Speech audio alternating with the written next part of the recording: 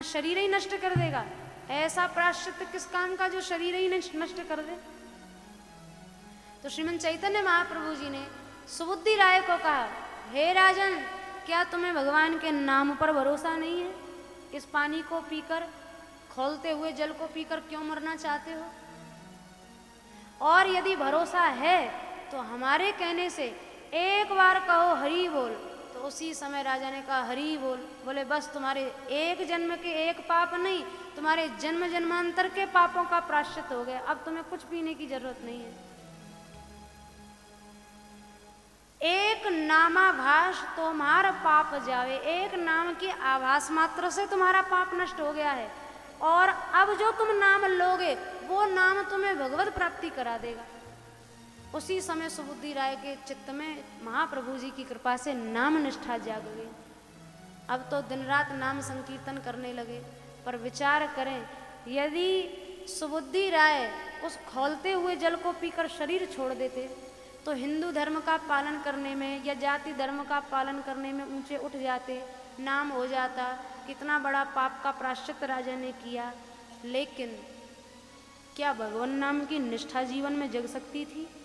या जो जीवन भजन के लिए मिला है वो जीवन तो हाथ से निकल ही जाता। ऐसे प्रायश्चित से क्या लाभ जो भगवान नाम, भगवत कथा कीर्तन का उपयोगी शरीर ही नष्ट कर डाले। ऐसा प्रायश्चित किसी काम का नहीं है।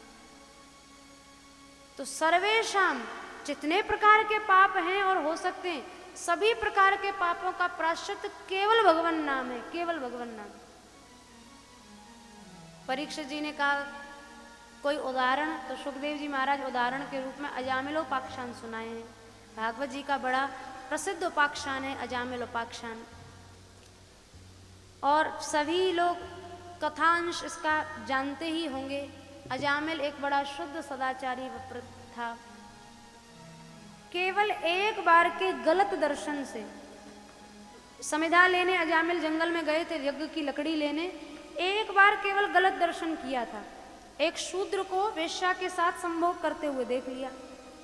बस उसी में जो सुषुप्त काम के संस्कार थे वो जाग गए। भाई, ये इंद्रियां जो हैं, हमारी तुम्हारी जितनी इंद्रियां हैं, ये सब की सब इंद्रियां खुली हुई हैं। शरीर हमारे तुम्हारे अंदर, संसार दो रास्तों से सबसे जल्दी जाता है, सबसे अधिक जाता है। एक तो श्रवणेंद्रिय और एक चक्षु इंद्रिय, आंख और कान। ये दो रास्ते सबसे जल्दी संसार को प्रविष्ट कराते हैं। जब कुछ गलत देखा, जब कुछ गलत सुना, तो बस उसी समय संसार घर कर जाएगा भीतर। जबकि हमारी हर इंद्रिय का आहार बड़ा शुद्ध और बहुत पवित्र आहार होना चाहिए। हर इंद्रिय का आहार। वास्तव में हम लोग इंद्रियों को विष पिलाते हैं, आहार नहीं देते, जहर पिलाते हैं। आंख से भी जहर पी रहे हैं, कान से भी जहर पी रहे हैं, नासिका से भी जहर पी रहे हैं। हर इंद्रिय हमारी जहर पीती है। जबकि श्री भक्तमाल ग्रंथ में शबरी मैया के प्रसंग में श्री प्रियादास जी महाराज वर्णन किए हैं, मार्ग में जाए रहे लोचन बिछाए कभू, आवे रघुराय दृग पावे निज भोग हैं। शबरी मैया ऐसे नेत्रों को बिछा के रखती है कि पता नहीं किस मार्ग से राम जी आवे। और शबरी मैया के नेत्र अपना भोजन करने के लिए प्यासे हैं। और नेत्रों का सच्चा भोजन क्या? ठाकुर जी का दर्शन हो जाए, यही तो नेत्रों का सच्चा आहार है। कानों से कथा कीर्तन सुनने को मिल जाए, यही कानों का सच्चा भोजन है। नासिका से भगवत प्रसादी तुलसी की गंध ग्रहण कर ली जाए, ये नासिका का आहार है। हम लोग गलत आहार ग्रहण करते हैं। और जिस समय हमारी इंद्रियां गलत कुछ खाती पीती हैं, हर इंद्रिय का भोजन है। आंख का भोजन रूप है, कान का भोजन शब्द है, रसना का भोजन रस है, नासिका का भोजन गंध है। अब जैसे जीभ से खाओगे, मुंह से खाओगे तो खीर खाओगे, पर आंख में खीर थोड़ी घुसा सकते हो, कान में थोड़ी खीर घुसा सकते हो। हर इंद्रिय का भोजन अलग अलग है। तो हर इंद्रिय का आहार बहुत शुद्ध होना चाहिए, बहुत शुद्ध आहार होना चाहिए। और वो शुद्ध आहार जब इंद्रियों को नहीं मिलता है तो हमारी तुम्हारी इंद्रियां भी हमारे तुम्हारे ऊपर हंसती हैं। गोस्वामी तुलसीदास जी का पद है, परबस जान हंस्यो इन इंद्रिन, निज वस वे ना हंसई हो, अबलो न सानी अबना न सही हो, मन मधुकर पन के तुलसी रघुपति पद कमल बसई हो। हे भगवान, आज तक तो हमारी ये इंद्रियां शूकर बनी रही, इन्होंने केवल मल ही मल खाया है, पर अब मैंने अपने मन को शूकर नहीं रहने दिया, अब मैंने अपने मन को भौरा बना दिया। अब भौरा मल थोड़ी खाता है, भौरा तो फूल नहीं, फूल की पत्तियां नहीं, पराग नहीं, पराग के भीतर रहने वाला मकरंद पीता है, रस पीता है।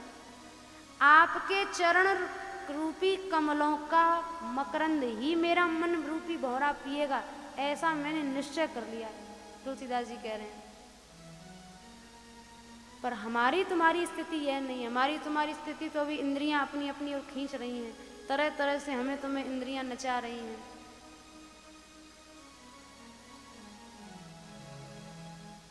एक बार के गलत दर्शन से अजामिल को सुषुप्त संस्कार जाग गए, विषयगामी हो गए, और यही नहीं, सती स्त्री का त्याग, माता पिता का त्याग, और अजामिल वेश्यागामी हो गए, वेश्या का भरण पोषण करने लगे।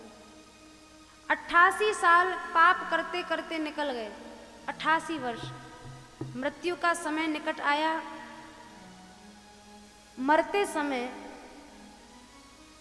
नारायण नाम का उच्चारण किया। जैसे ही विकराल भयंकर दूतों को देखा, एकाएक छोटे पुत्र का स्मरण हुआ, छोटे बालक का नाम संतों के कहने से नारायण रख दिया। जैसे ही नारायण नाम लिया तो देखो, नारायण नाम भगवान नारायण का भाव करके नहीं लिया था, केवल पुत्र के ब्याज से नाम लिया था। इसी को कहते हैं नामाभास। जो नाम नामी का लक्ष्य करके लिया जाए वो तो नाम है, और जो नाम तो नामी का ले रहे हैं पर लक्ष्य कोई और है तो वो नामाभास है। अजामिल का कल्याण नामाभास से हुआ, और जो विष्णुदूत आकर अजामिल को बचाए हैं, यमदूतों ने जाकर यमराज से कहा भी है, महाराज ऐसे तो एक एक नाम लेके सब धाम के अधिकारी हो जाएंगे, तब तो यह नरक सब खाली हो जाएगा। तब वहाँ स्वयं धर्मराज ने कहा है कि भगवान का नाम जिसने लिया वहाँ जाने के तुमने गलती क्यों की? अरे ये तो भगवत कृपा से तुम लोग बचकर आ गए। जो भगवान नाम आश्रयी है उसके रक्षक तो स्वयं भगवान होते हैं, पर भगवान उसने नाम ही नारायण का लिया था, भगवान के लक्ष्य से नहीं लिया था। तो एक बात बताओ, किसी व्यक्ति का नाम अगर नारायण रख दिया जाए तो कोई 20 साल का कोई युवक है, उसका नाम नारायण है, तो उसका नाम नारायण तो 20 साल पहले ही है, या 40 साल पहले है, या 80 साल पहले है, पर भगवान नारायण का नाम नारायण तो सदा से ही है। तो नारायण नाम चाहे जो रख ले, पर नारायण नाम से बोध तो भगवान नारायण का ही होता है। तो जिह्वान वक्ति भगवत गुण नाम ध्येयम, जिनकी जीव कभी नाम न ले, ऐसे ऐसे भी संसार में लोग हैं। तुम चिंता मत करो, ये नरक खाली ऐसे नहीं हो जाएगा। चेतश्च न स्मरति तच्चरणारविंदम, जिनका चित्त भगवत स्मरण न करे, कृष्णाय नो नमति यच्छर एकदापि, जिन्हें भगवान के सामने उन्हें मस्तक झुकाकर प्रणाम करने में भी लज्जा की अनुभूति होती हो, तान आन यध्वम, बारंबार कहे जाने पर भी जो प्रभात फेरी में आने में शर्म करें और न आवे, ऐसे लोगों को आन यध्वम, हमारी नारकी यातना में लाओ। ये नरक ऐसे ही थोड़ी खाली हो जाएगा, नरक खाली नहीं होगा, पहले से ही विधान धर्मराज जी ने बना रखा है। जिह्वान वक्ति भगवत गुण नाम ध्येयम, जो जिह्वा नाम नहीं ले रही है, जो चित्त नाम स्मरण नहीं कर रहा है, जिनके जीवन में नाम का दैनिक कोई कथा कीर्तन से कोई योग नहीं है, ऐसे लोगों को लाओ। स्वयं धर्मराज ने अपने दूतों से कहा। तो जिस समय भागवत जी में अजामिलोपाख्यान की समाप्ति पर श्लोक है बहुत सुंदर, म्रियमाणो हरेर नाम गृणन पुत्रोपचारितम अजामिलोप्यगात धामात किम पुनः श्रद्धया गृणन। जब नामाभास से अजामिल का कल्याण हो सकता है, फिर जो लोग श्रद्धा पूर्वक नाम संकीर्तन करते हैं उनके कल्याण में कैसा संदेह है? कोई संदेह नहीं है।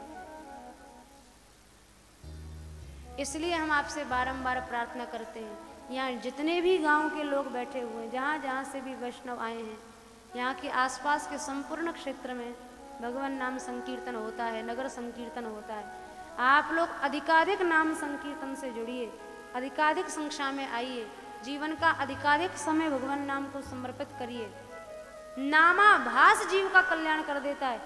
ऐसा नाम संकीर्तन हो, ऐसा नाम संकीर्तन हो, एक जिह्वा नहीं, अरे गलत बातों का अभ्यास भी तो हम लोग डाल लेते हैं।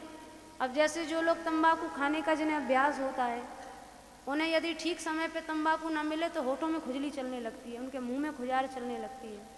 गलत बात का कितना तगड़ा अभ्यास होता है। और जब तक न तंबाकू दें, गुटखा न दें मुंह में, तो वो खुजली चलती रहती है। लेकिन कैवल्याष्टक में लिखा है, ऐसा अभ्यास पड़ जाए निरंतर नाम सुनने और नाम कीर्तन करने का, कि यदि जिह्वा एक क्षण नाम लेना भूल जाए तो जिह्वा व्याकुल हो जाए भगवान नाम लेने के लिए, कान व्याकुल हो जाए भगवान नाम सुनने के लिए, नेत्र व्याकुल हो जाए भगवान का दर्शन करने के लिए, भक्तों का दर्शन करने के लिए। संकल्प करो, अच्छे संकल्प करो, संकल्प की पूर्णता तो भगवान करते हैं। एक चरित्र है श्री भक्तमाल जी में, एक भक्त हुए श्री हठीदास जी महाराज। इनका नाम ही हठीदास था, इनका हठ था, भगवान नाम का हठ पकड़ लिया था इन्होंने। हम लोग गलत बातों का हठ पकड़ते हैं, हठीदास जी ने भगवान नाम का हठ पकड़ लिया था। अब दिन रात राम राम राम राम राम राम किया करते थे। यहाँ तक कि जिस गांव में रहते थे, लोगों को, गांव वासियों को सब पता चल गया था कि हठीदास जी हैं, नाम ही उन्होंने हठीदास रख दिया था। जितनी देर हठीदास जी जब भोजन करते थे तो उतनी देर कोई दूसरा व्यक्ति बैठ के राम राम किया करता उनकी जगह, तब भोजन करते थे। पानी भी पीना है तो कोई दूसरा बैठ के उनकी जगह नाम नियम को पूरा करेगा और तब पानी पिएंगे। एक बार किसी दूसरे गांव में श्री हठीदास जी महाराज पहुंच गए। अब वहाँ हठीदास जी पहुंचे तो गांव वाले, अब वो नए लोग थे, अपरिचित थे, उन्हें क्या पता हठीदास जी का ऐसा नियम है। अब लोग खूब महाराज भोजन करें, ये भोजन, ये कंदमूल, फल और दूध, तमाम प्रकार की चीज़ पर हठीदास जी तो न बोलें, न चालें, न खाएं, न पिएं। सुबह से संध्या हो गई, हठीदास जी भूखे, फिर दूसरा दिन हो गया, फिर भूखे प्यासे रहे, तीसरा दिन हो गया, पर किसी को पता नहीं महाराज भोजन क्यों नहीं कर रहे हैं। अब उन्हें यह भी नहीं पता इनका ऐसा नियम है। तब स्वयं तीसरे दिन स्वयं श्री रघुनाथ जी, स्वयं राम जी एक सामान्य रूप में आए और उन्होंने आकर श्री हठीदास जी से कहा, हठीदास जी आप भोजन कर लीजिए, आपकी जगह हम स्वयं राम राम कर लेंगे। तो स्वयं भगवान ने आके हठीदास जी की जगह बैठकर राम राम राम किया, तब हठीदास जी ने भोजन किया। इतना अभ्यास पड़ जाए, ऐसा हठ हो जाए भगवान नाम का, जैसे श्री हनुमान जी महाराज का एक रसना कौन कहे, तदरोम कूपे ध्वनि मुल्ल संतम। हनुमान जी जब नाम संकीर्तन करते हैं तो श्री हनुमान जी के रोम रोम से नाम ध्वनि होती है, रोम रोम से भगवान नाम निकलता है। और वही मीराबाई ने कहा, या तन को मैं करूं किंगरी, रसना नाम रटूंगी। मेरे शरीर का रोम रोम कीर्तन में इसका उपयोग होगा, नाचेगा, गाएगा, बजाएगा। ऐसा नाम संकीर्तन होना चाहिए, रोम रोम से भगवान नाम की ध्वनि हो, रोम रोम से नाम संकीर्तन हो। क्योंकि भाई कलिकाल में यही जीव के संतरण का एकमात्र उपाय है। कलिकाल नाम प्रधान युग है, कली काले नाम रूपे कृष्ण अवतार, यही ते है सर्व जगत निस्तार। चरितामृत में लिखा है, कलयुग में स्वयं साक्षात भगवान नाम के रूप में ही आए हैं। नाम जिसकी जिह्वा पर आ गया, समझ लो जिह्वा पर भगवान का अवतार हो गया, भगवान का प्राकट्य जिह्वा पर हो गया। साक्षात भगवान नाम के रूप में कलिकाल में हैं, साक्षात विराजे हुए हैं। तभी तो गोसाई जी महाराज ने घोषणा कर दी, राम एक तापस तिय तारी, नाम कोटि खल कुमति सुधारी। स्वयं भगवान की सामर्थ्य से अधिक सामर्थ्य है भगवान नाम में। एक ऋषि पत्नी अहिल्या का उद्धार राम जी ने किया, पर नाम लेके अगणित पापियों का उद्धार हो गया, इनकी आज तक गिनती भी नहीं है।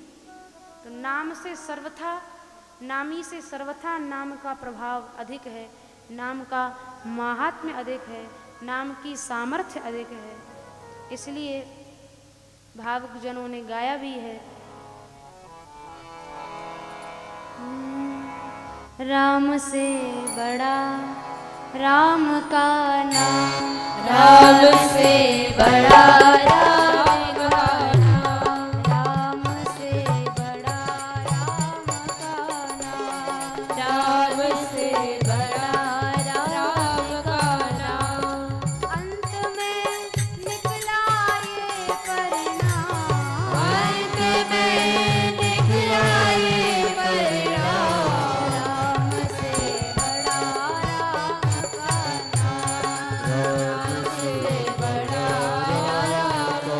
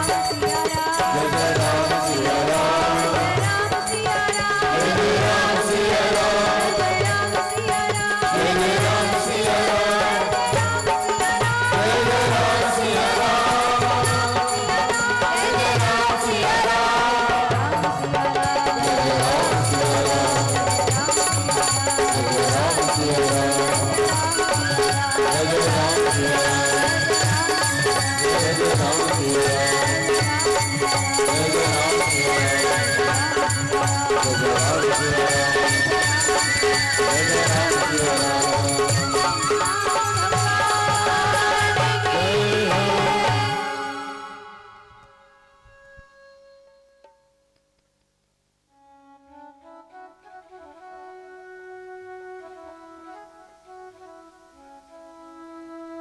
सब उपाख्यानों को सुनने का लाभ यही है,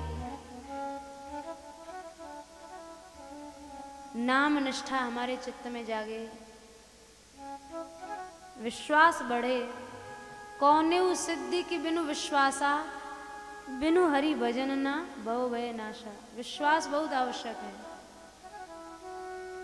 गोस्वामी तुलसीदास जी महाराज अस्सी घाट पर कथा किया करते थे।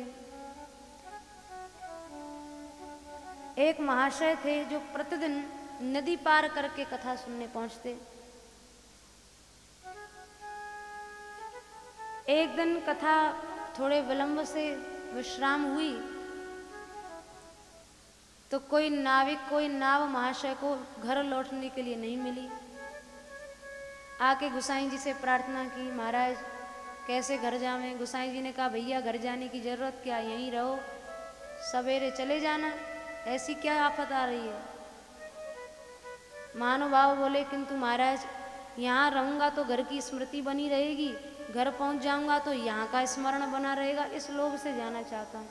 अच्छा तो चलो ठीक है। एक तुलसी पत्र पर श्री राम नाम लिखकर दे दिया और वह पत्र मोड़कर उन महानुभाव को कहा, ये हाथ में रखकर चले जाना, जल में भी थल की तरह चलते हुए पार हो जाओगे। अब वो महाशय गए, जैसे ही मध्य धार में पहुंचे बड़ा आश्चर्य हुआ, अगाध जल में और ऐसे चल रहे हैं जैसे कोई भूमि पर चल रहे हों। तो मन में इच्छा हुई, देखें तो सही ऐसा क्या जादू टोना, कौन मंत्र जंत्र लिख के दिया है। अब जैसे ही हाथ खोल के पत्र खोल कर देखा तो राम नाम, अरे तो इसमें कौन बड़ी बात है, ये तो हम रोज ही जपते हैं। ऐसे ही कह देते तो जपते हुए चले जाते। जहां अविश्वास हुआ बस गंगा जी ने एक गोता लगवा दिया। अब तो खूब राम राम राम करे, पर गंगा जी तो पटक लगवाती रही, वहीं गंगा जी में खूब गोता लगाते रहे। फिर मन में हुआ कि हमारे राम नाम से नहीं रक्षा होगी, तो जोर से बोला, अरे ओ तुलसीदास के राम नाम हमें बचा, तुलसीदास के राम नाम रक्षा कर। उसी समय गंगा जी ने निकाल के पानी से बाहर दूर पार पटक दिया। तो नदी पार तो हो गया, पर अविश्वास के कारण 2-4 पटक और 2-4 गोता तो नदी में खा ही लिए। क्योंकि कौनेउ सिद्धि की बिनु विश्वासा, बिनु हरि भजन न भव भय नाशा। ये शास्त्रों में जितनी बातें लिखी गई हैं, इनको यथावत स्वीकार कर लेना ही विश्वास है। जैसी लिखी हैं अक्षरशः, ऐसा न हो कि नाम की महिमा को सुनकर सोचें ये तो अर्थवाद है, ये तो बढ़ा चढ़ा के बातें कही गई हैं, ये तो अतिशयोक्ति है, ऐसा तो शास्त्रों में कह दिया ही जाता है। एक नाम से कौन पार हो जाएगा, एक नाम से क्या भगवान मिल जाएंगे, एक नाम से क्या कल्याण हो जाएगा। इस प्रकार का अविश्वास भगवान नाम के प्रति जो है, ये नामापराध है, भगवान नाम का अपराध है। अविश्वास नहीं होना चाहिए। शास्त्रों में जैसी महिमा लिखी गई है उसे अक्षरशः उसी स्वरूप में स्वीकार कर लिया जाए, ये तो भावुक चित्त का लक्षण है। और जो ज़्यादा तर्क वितर्क का जाल उधेड़ते बुनते हैं, उन जीवों के जीवन में कभी नाम निष्ठा का अभ्युदय नहीं होता, कभी नहीं नाम प्रीति जागती है। उनके लिए तो सब नाम कीर्तन, कथा कीर्तन सब ढोंग है, सब नौटंकी है, मनोरंजन है। किम पुनः श्रद्धया गृणन, जब नामाभास से अजामिल का कल्याण हो सकता है तो श्रद्धा पूर्वक लेने वालों के कल्याण में कोई संदेह है क्या? कहीं कोई संदेह नहीं है। अजामिल उपाख्यान नामाभास का उपाख्यान है, नामाभास से अजामिल का कल्याण हुआ है। बहुत सुंदर उपाख्यान सुखदेव जी ने परीक्षित जी को श्रवण कराया है। और इसके बाद में परीक्षित जी की जिज्ञासा पर श्री वृत्रासुर के चरित्र की चर्चा भी सुखदेव जी महाराज ने की है। जिस समय गुरु बृहस्पति जी का अपमान देवताओं ने किया, ब्रह्मा जी की आज्ञा से उन्होंने दैत्यों के भांजे विश्वरूप जी को गुरु के रूप में वर्ण कर लिया। देवराज इंद्र ने एक दिन देखा कि विश्वरूप जी हमारी सहायता तो करते ही हैं, पर कभी कभी छुपकर देवताओं को भी बलवर्धक आहुति दे देते हैं। इंद्र ने क्रोध में आकर विश्वरूप जी को समाप्त कर डाला। इंद्र को ब्रह्म हत्या लग गई। उसी समय देवराज इंद्र ने उस ब्रह्म हत्या को जल, भूमि, वृक्ष, स्त्री 4 भागों में बांट दिया। देवराज इंद्र ने विश्वरूप जी से वैष्णवी विद्या को प्राप्त कर लिया था। वैष्णवी विद्या का ही दूसरा नाम है नारायण कवच। एक प्रकार का यह कवच है जो सभी प्रकार की आदि व्याधियों से जीव की रक्षा करने वाला है। भागवत जी में इसका वर्णन है। और उसके पश्चात देवराज इंद्र को मारने के लिए विश्वरूप जी के पिता ने यज्ञ किया है। यज्ञ से वृत्रासुर प्रकट हुआ है और वह वृत्रासुर देवराज इंद्र को मारने के लिए जब चला है तो उस समय वृत्रासुर इंद्र का जो युद्ध हुआ है उस युद्ध की चर्चा भागवत जी में बड़े विस्तार से है। वृत्रासुर कहने को असुर हैं, लेकिन ये पूर्व जन्म के बहुत बड़े भजनानंदी महापुरुष हैं। पूर्व जन्म के राजा चित्रकेतु हैं जो पार्वती जी के शाप से वृत्रासुर बने हैं। 7 दिन में ही चित्रकेतु राजा को भगवान का दर्शन हो गया था और एक दिन विमान पे बैठ के जा रहे थे, शंकर जी का अपराध कर बैठे। आलिंगित अवस्था में शंकर जी का दर्शन करके बोले, अरे देखो धर्म मर्यादा के उपदेशक और रक्षकों की ये स्थिति है, भरी सभा में स्त्री आलिंगन कर रहे हैं। तो पार्वती जी ने उनको शाप दे दिया, अरे मूढ़, बड़े बड़े ब्रह्मर्षि जिन्हें शंकर जी पर शासन नहीं करते, तू शासन करने वाला कौन है? जा आसुरी योनि को प्राप्त हो जा। तो पार्वती जी के शाप से वो आसुरी योनि को प्राप्त हुए हैं। तो वृत्रासुर, चित्रकेतु राजा ही वृत्रासुर बने हैं, लेकिन वृत्रासुर असुर बन गए पर भक्ति वहां भी नष्ट नहीं हुई और खड़े होकर देवराज इंद्र को युद्ध कर रहे हैं, धर्म युद्ध कर रहे हैं। और 4 श्लोक वहां वृत्रासुर ने कहे हैं, बड़े सुंदर श्लोक। इस श्लोक में, प्रथम श्लोक में वृत्रासुर ने यही मांगा है, हे प्रभो, अहम हरे तव पादैक मूल दासानुदासो भवितास्मि भूय। मेरी आपसे केवल एक ही इच्छा है, आपका दास बन के तो देख लिया, आपका दास बन के तो असुर भी बनना पड़ सकता है, पर अब हम आपसे चाहते हैं हम आपके दास न बने, आपके दासों के दास बने। क्योंकि पहले पूर्व जन्म में हम आपके दास बने थे, अहंकार कर बैठे, शंकर जी का अपराध कर बैठे और असुर बन गए। लेकिन आपके जनों का आश्रय जब लेंगे तो अगर गिरने पड़ने की संभावना भी आएगी तो वे हाथ पकड़ के संभाल लेंगे। तो आपकी दासता में तो फिर भी भय है, पर दासों की दासता में कोई भय नहीं है। यही बात प्रहलाद जी ने नरसिंह भगवान से कही है, सोहम कथम नु विसृजित तब भृत्य सेवाम। हे नाथ, मैं आपको छोड़ सकता हूँ पर आपके जनों को नहीं। आप कहें नारद जी को छोड़ दो, सो कभी नहीं छोड़ पाऊंगा। आपको छोड़ देंगे और उन जनों को नहीं छोड़ेंगे। किन जनों को? कृत्वात्मसात सुदर्शना भगवान गृहीत। ये संसार सर्पों का कुआं है, इस कुएं में मैं गिर रहा था, पर नारद जी ने कृत्वात्मसात, मुझे अपना मान के हाथ पकड़ के गिरते हुए को बाहर निकाल लिया। ऐसे जनों को मैं कैसे छोड़ सकता हूँ? वही वृत्रासुर कह रहे हैं, यदि अगला जन्म हो तो मैं जन्म मरण से घबरा नहीं रहा हूँ नाथ, पर एक बात जरूर है, जहाँ भी जन्म हो आपकी दासता न मिले, आपके दासानुदासो भवितास्मि भूय, दासों के दासों की दासता का सौभाग्य हमें मिले। न नाक पृष्ठम न च पारमेष्ठ्यम न सार्वभौमम न रसाधिपत्यम। और मुझे कोई इच्छा नहीं है। भगवान सामने खड़े, युद्ध हो रहा, साक्षात ठाकुर जी खड़े हुए, मांग लो तुम्हें क्या चाहिए, मरने वाले तो तुम हो ही। वृत्रासुर ने कहा, ननाक पृष्ठम, स्वर्ग नहीं चाहिए, रसातल का लोक नहीं चाहिए, रसातल का वैभव नहीं, योगियों की सिद्धि नहीं, और अपुनर्भवम, क्या कहें ज्यादा, मोक्ष भी हमें नहीं चाहिए। अरे तो कुछ तो मांग ले भाई।